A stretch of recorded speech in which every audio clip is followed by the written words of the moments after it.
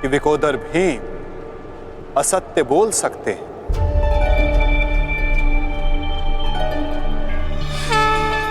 किंतु धर्मराज युधिष्ठिर नहीं।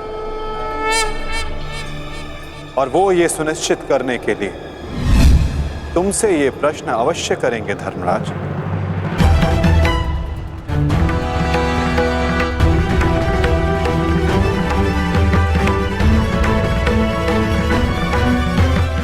आप मेरे शत्रु हैं आचार्य, कौरवों के सेनापति। ये आवश्यक नहीं कि मैं आपके हर प्रश्न का उत्तर दूं। शीघ्र करो सत्यसेन। प्रश्न का उत्तर तुम्हें देना होगा धर्मराज। भले मैं कौरवों का सेनापति हूं, परंतु ये मत बोलो कि मैं तुम्हारा गुरु भी हूं। इसमें सत्य तुम्हें कहना होगा, बताना होगा मुझे। मेरा पुत्र जीवित है और यही सत्य है, मुझे पता है। बता दीजिए आचार्य द्रोण को सत्य क्या है? अधर्म को उसके घर में पराजित करने के लिए अधर्म की चौखट पार करनी ही पड़ती है युधिष्ठिर। ये सत्य है आचार्य द्रोण कि भीम ने अश्वत्थामा का वध कर दिया।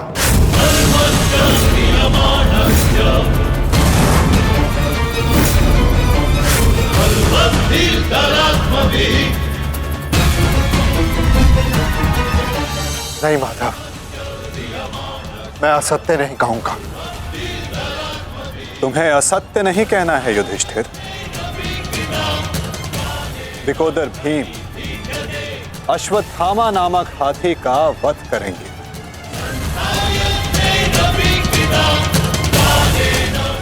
तुम्हें केवल यह कहना है कि अश्वत्थामा मारा गया। इससे ना तुम्हारा धर्म टूटेगा और हमारी योजना भी सफल हो जाएगी।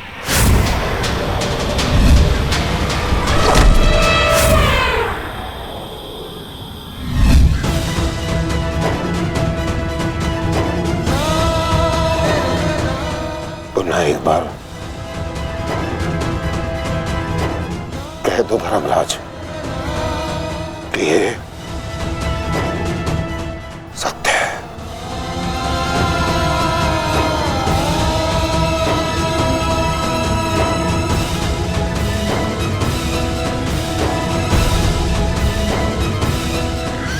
शीघ्र करो सत्यसेन।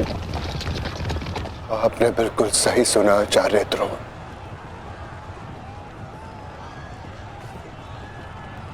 अश्वत्थामा मारा गया।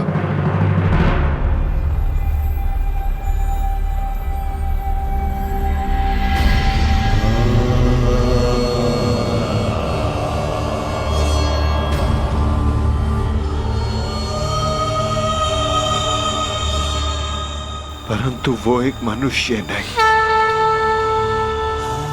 एक हाथी था।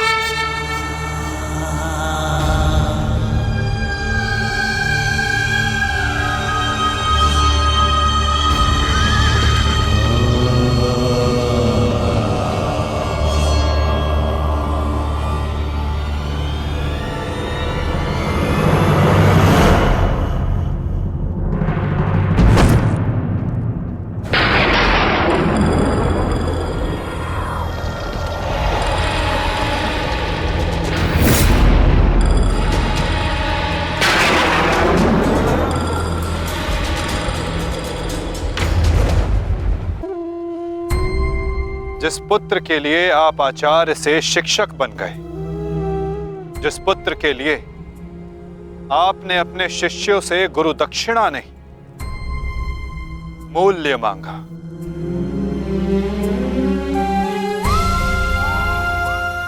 और उसी पुत्र के कारण आप एक एक करके अधर्म की सीढ़ियां चढ़ते चले गए आचार्य।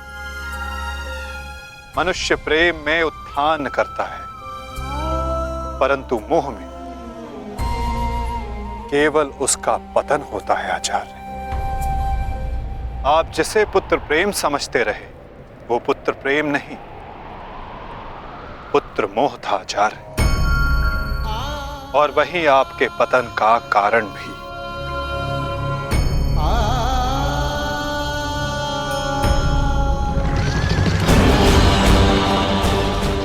शीघ्र करो सत्यसेन।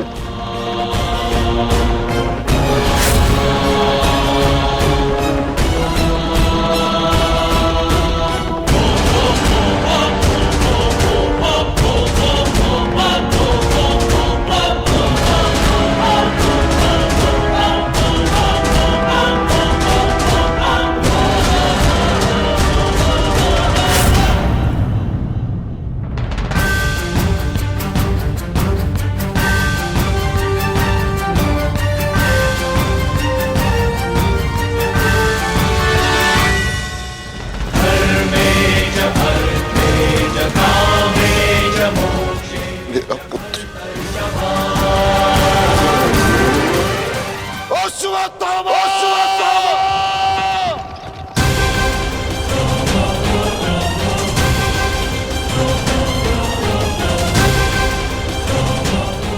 आपके साथ छल हुआ है आचार्य। अश्वत्थामा जीवित है। पिताश्री! पिताश्री!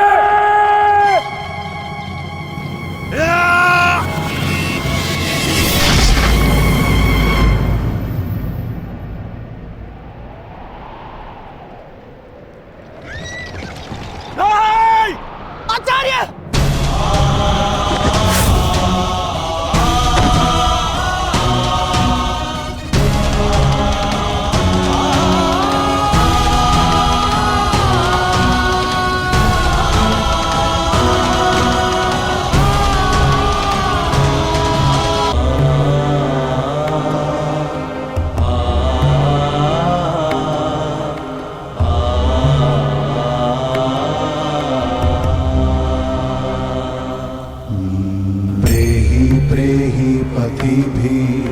पूर्वेर्भिर्यत्रा न पूर्वे पीतरपर्युः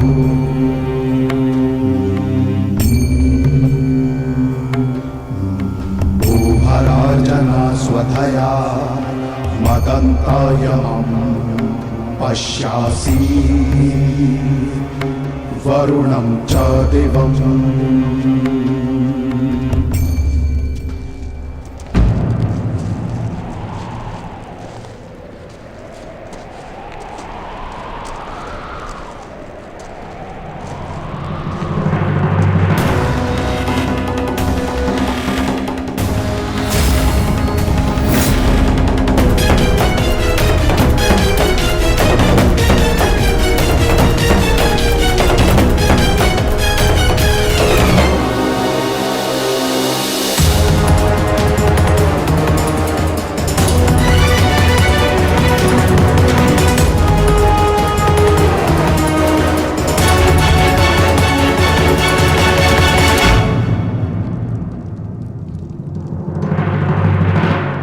लोभी, कुटिल, छलिया, कपटी, महाविनाशी,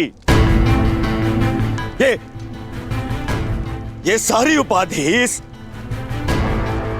दुर्योधन की थी। परंतु आज युधिष्ठिर तुमने मुझसे ये सारी उपाधियां छीन ली और अपनी बना ली। आज तुम इन सारी उपाधियों के सम्राट बन गए।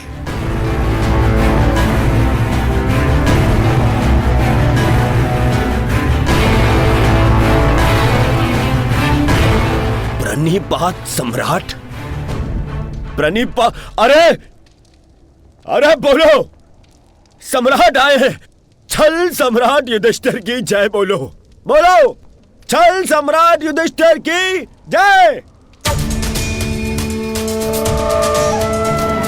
परंतु सम्राट, मुझे समझाइए, अब कौन सा कार्य शेष रह गया?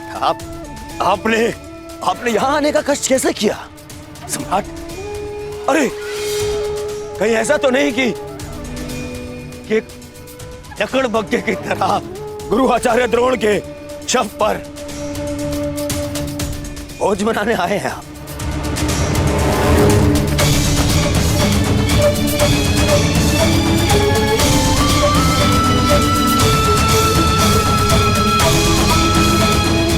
भोज बनाने आए हैं?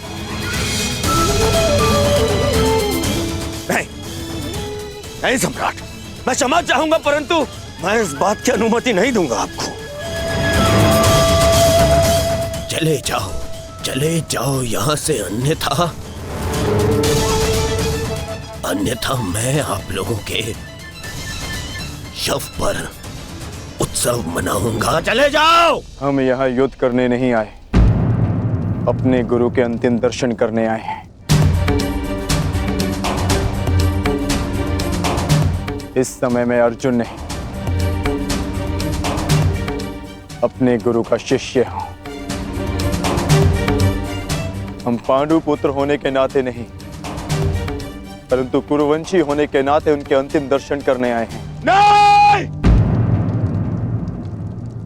नहीं, तुम्हें इस युद्ध में विजय मिलेगी और ना ही अपने गुरु के दर्शन।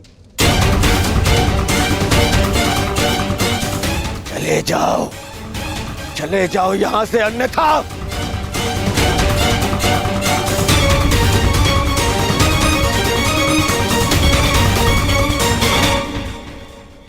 गुरु द्रोण के अंतिम दर्शन करने का अधिकार सबको है।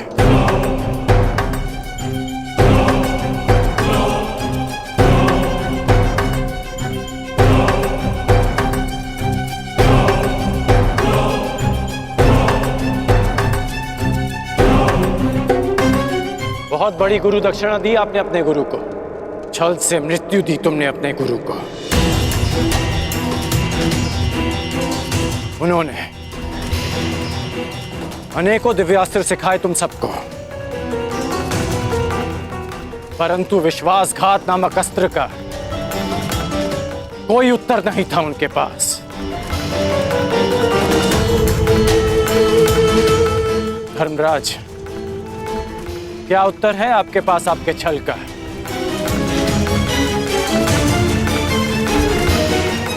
बताइए।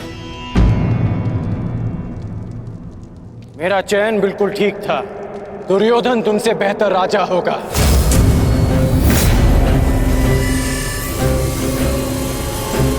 दुर्योधन की अनीतियों पर मैं क्रोधित हूं, परंतु तुम्हारी अनीतियों पर मुझे घृणा आती है। मित्र, शिष्य होने के नाते अपने गुरु के अंतिम दर्शन का अधिकार है इन्हें। नहीं, अंगराज ठीक कह रहे हैं मित्र।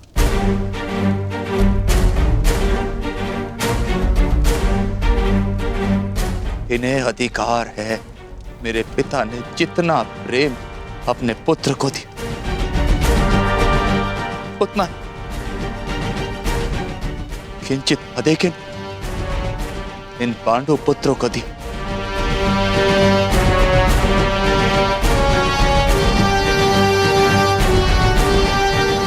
उससे भी अधिक इस अर्जुन को। एक पुत्र अपने पिता का ऋण चुकाता है, उसे जीवन देने का ऋण। मैं भी अपने पिता के दिए जीवन का ऋण चुकाऊंगा, और वो ऋण पांडवों को चुकाना होगा।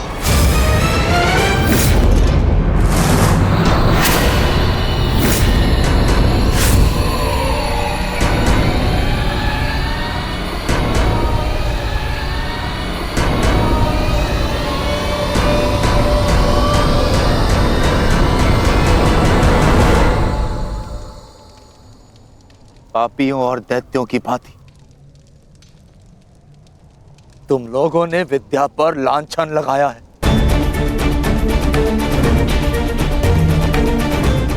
ज्ञान का नाश किया है तुम लोगों ने, नाश।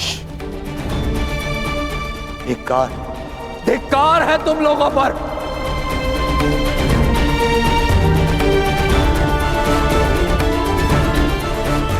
पांडव पुत्रों, जब तक मैं तुम्हारी मृत्यु अपनी आंखों से ना देख लूं, मुझे मृत्यु प्राप्त नहीं होगी। तुम्हारे वंश के साथ मृत्यु की होली खेलूंगा मैं। जिन बच्चों ने आज मुझे रोका, मैं उनकी सांसें रोक दूंगा।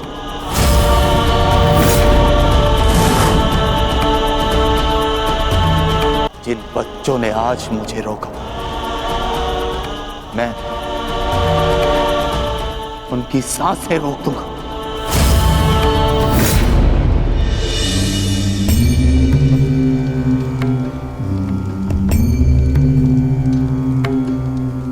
प्रेहि प्रेहि पतिभिः पूर्वैर्भिर्यत्रा न पूर्वे पितरपर्युः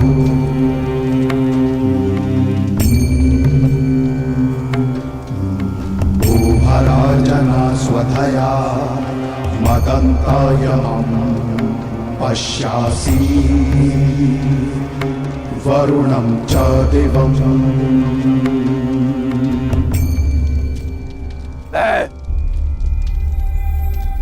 द्रोण पुत्र अश्वत्थामा, ये प्रण लेता हूं कि तुम्हारे संपूर्ण वंश को नष्ट कर दूंगा, नष्ट कर दूंगा, नष्ट कर दूंगा, नष्ट कर दूंगा, नष्ट कर दूंगा, नष्ट कर दूंगा।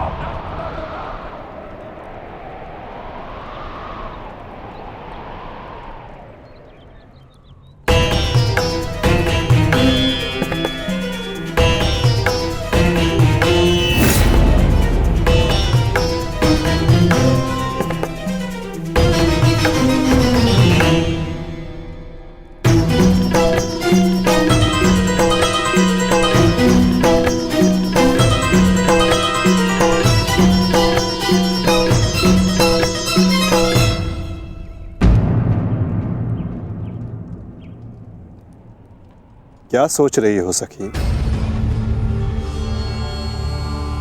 असंख्य चिताएं, असंख्य अग्नि जलकर भस्म हुआ मेरा मान, मेरा सम्मान, मेरा अभिमान, मेरे सभी संबंध, ये सब लाभ भी तो हानि को ही मिले।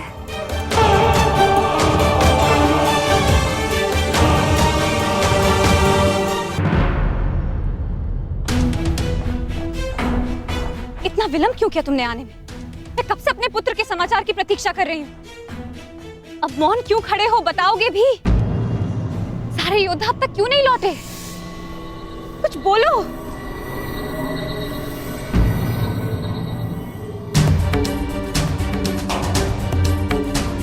माताश्री,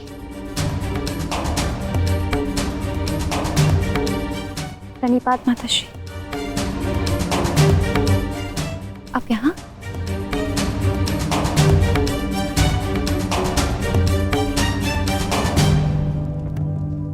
देखिए माता, सारे योद्धा लौट आए और आर्य भी लौट आए।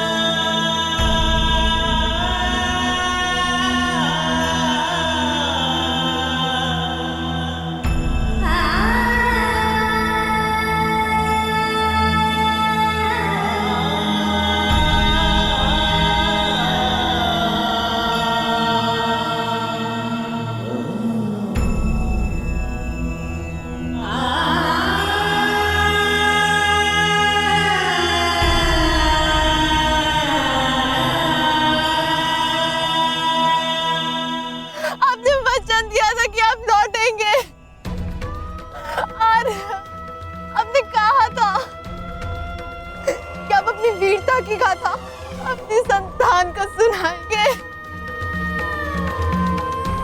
योद्धा कभी अपना वचन नहीं तोड़ते। हम अभिमन्यु को तो नहीं ला पाए उत्तरा, परंतु उसकी ओर से एक संदेश लाए हैं। उत्तरा से कहना कि उसके पास मेरी संतान को सुनाने के लिए एक महान कथा है।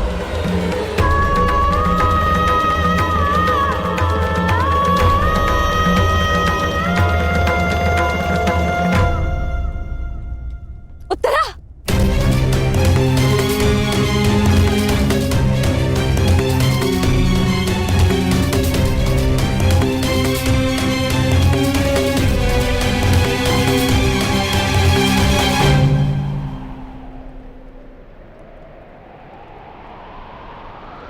शूरवीर का स्वागत आंसुओं से नहीं, अभिषेक से किया जाता है।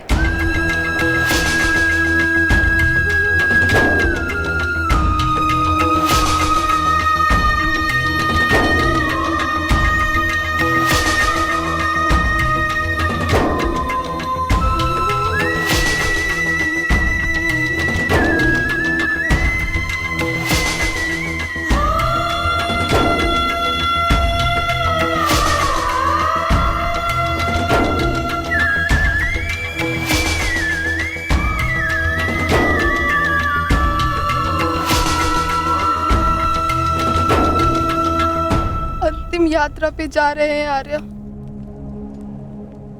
यात्रा सुखद हो।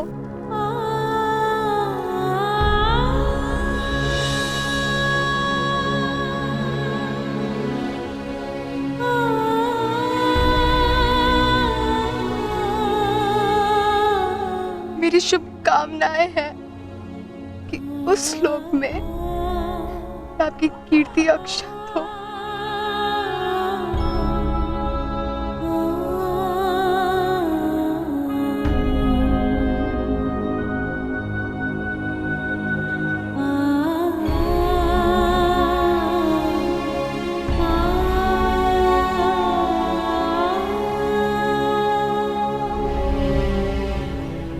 इंद्र स्वयं आपकी आरती उतारे।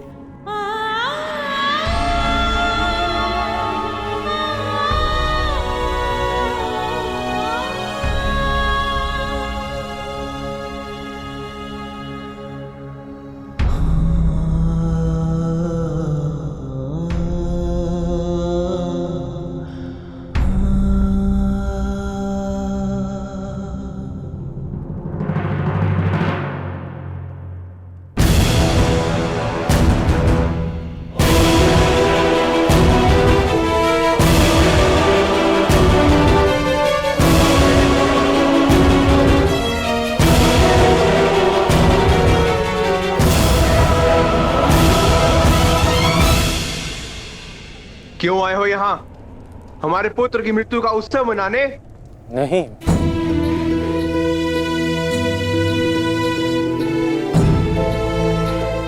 मैं एक वीर की वीर गति को श्रद्धांजलि देने आया हूं। एक पाप का पश्चाताप करने आया हूं मैं। पश्चाताप नहीं, प्रतिघात होगा।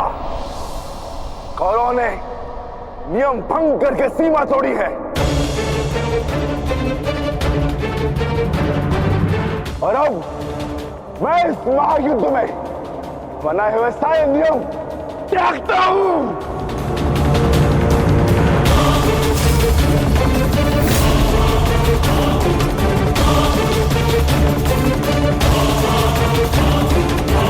भैरव भीम,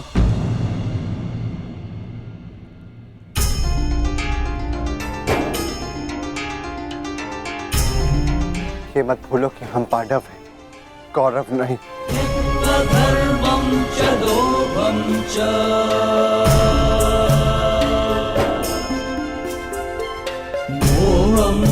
धन्यवाद अंगराज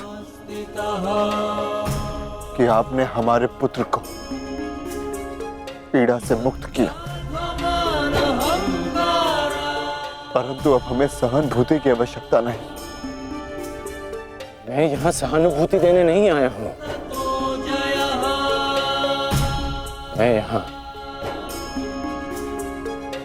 एक महान पुण्य की अनुभूति लेने आया हूँ। अभिमन्यु जैसे शूरवीर की अर्थी को कांधा देने आया हूँ।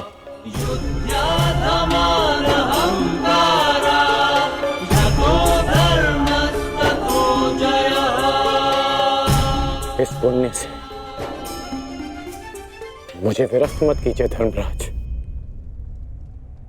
ये युद्ध है युधिष्ठिर, नारायणं नमस्कृत्य और युद्ध में स्थिर रहना तुम्हारा धर्म है, तुम्हारे नाम का अर्थ है। सरस्वतीं व्यासं ततो अंगराज ने भी इस युद्ध में अपने पुत्र को खोया है। वो यहाँ अपना दुख बांटने आए हैं, अपनी पीड़ा काटने आए हैं। नमस्कृत्य नरं चैव अंगराज को आने दो युधिष्ठिर। देवीं सरस्वतीं व्यासं ततो जयं उदीरये।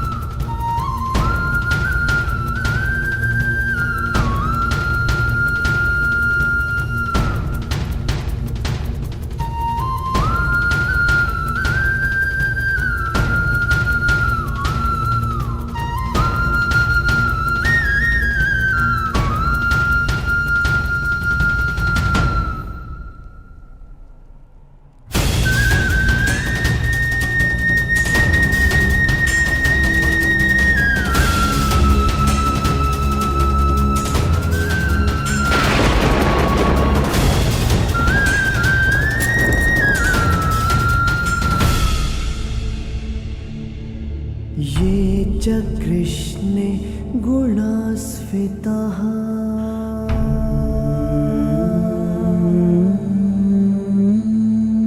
पाण्डवेषु च ये गुणाः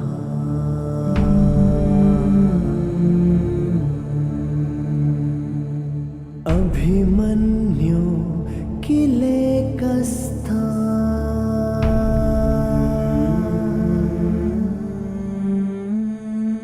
दृश्यन्ते गुणसञ्चयः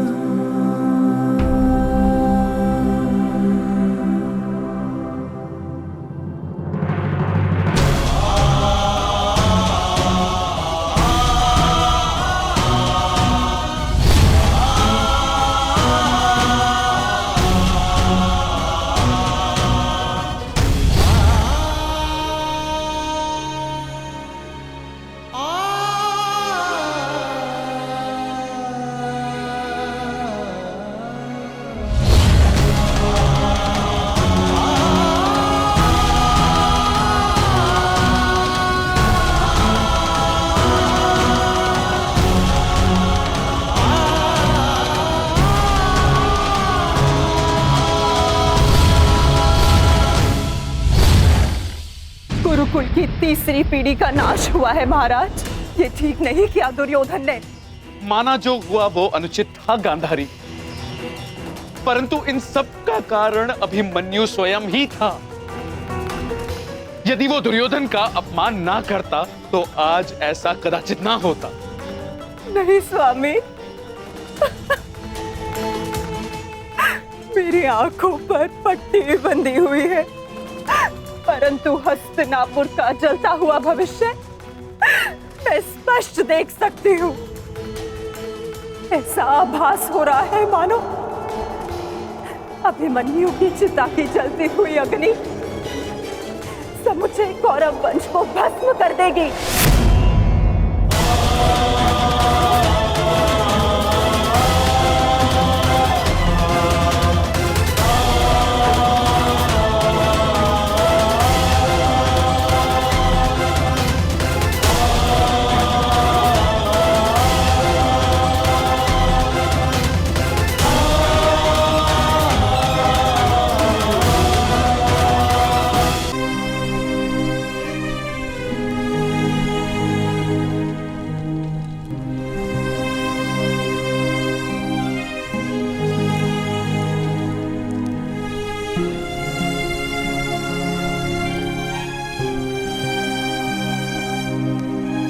पार्थ,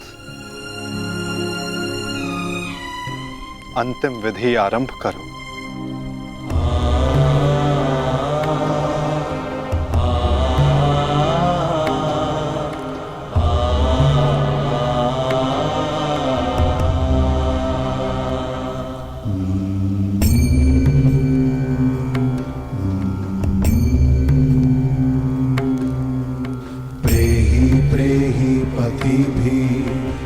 सारथी, ना पूर्वे कैसे लड़ा था मेरा पुत्र?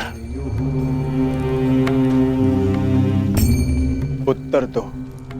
ऐसे जैसे अंधकार से सूर्य लड़ता है और पूर्ण रूप से उनका अंत कर देता है। एक अद्भुत तेज था आपके वीर पुत्र में, और उनका सारथी होना मेरे लिए गर्व की बात है।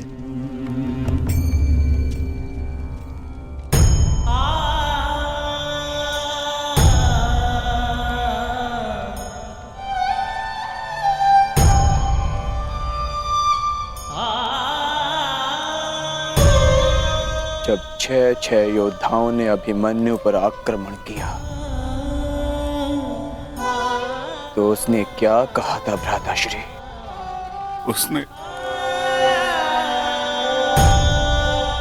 उसने कहा कि महान धनुर्धर अर्जुन के पुत्र और महानतम योद्धा वासुदेव कृष्ण के भांजे का स्वागत ऐसा ही होना चाहिए।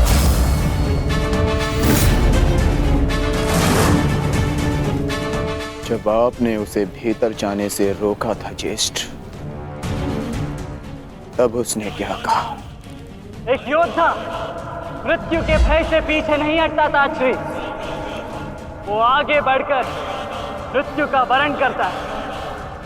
और आज मृत्यु को भी अर्जुन पुत्र के बाणों का तेज सहना होगा।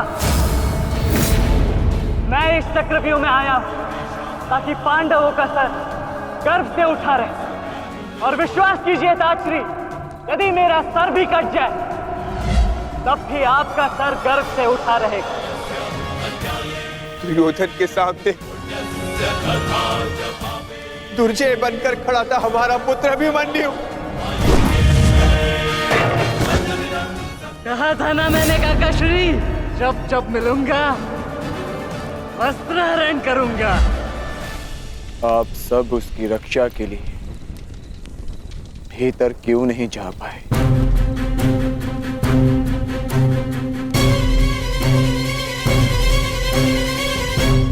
जयद्रथ के कारण,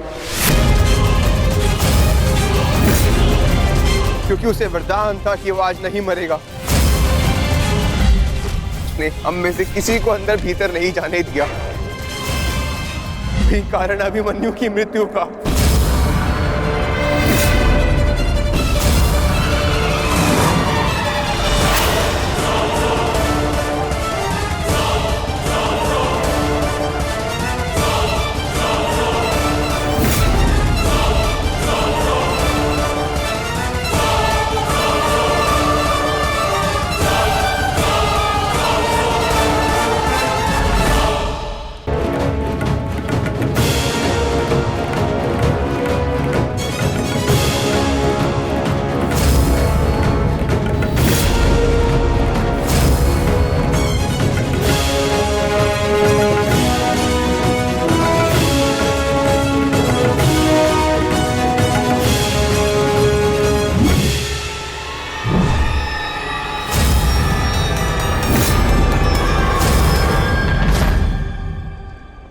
आज ये चिता नहीं जलेगी।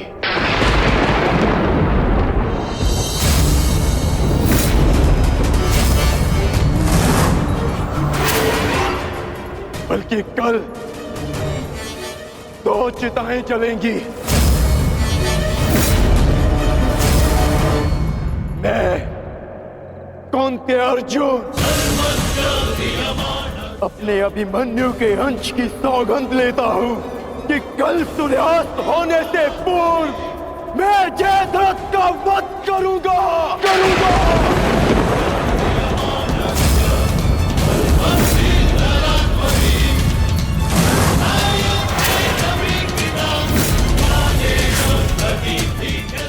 कल या तो जयद्रथ के साथ अभिमन्यु की चिता जलेगी या फिर अभिमन्यु की चिता में उसके साथ मैं जीवित जलूंगा। मेरा प्राण अर्जुन का प्राण।